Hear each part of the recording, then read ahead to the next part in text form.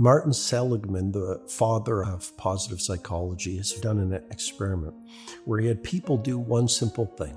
Before they went to sleep, they pulled out a journal and they asked themselves, what were 3 good things that happened to me today? Okay. So even in the hardest day, you could say, the sun came up. Yeah. There were daffodils in Hyde Park that I walked by, and that London cabbie was super friendly.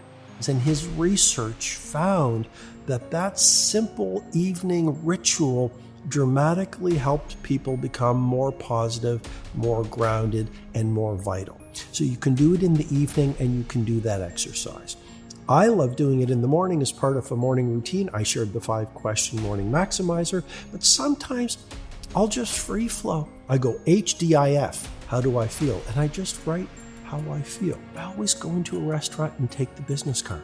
And the next morning I pull out my glue stick and I glue the business card into the journal and I write about my experience so I relive it twice. When I'm on a train, I'll take the train ticket or a plane. I'll always get the paper boarding pass.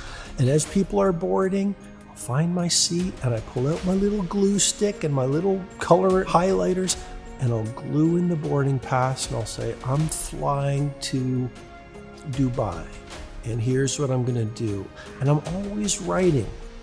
And when I've gone through painful times in my life, my journal has saved my life. And I remember one time in my life, in 1 month, I journaled about 500 pages. And it was emotional processing. You can pour the pain out onto a fresh white page, and there's huge healing on it. You can write about your hopes. You can say, okay, in the next quarter, the next 3 months, what needs to happen for this to be the greatest 3 months of my entire life?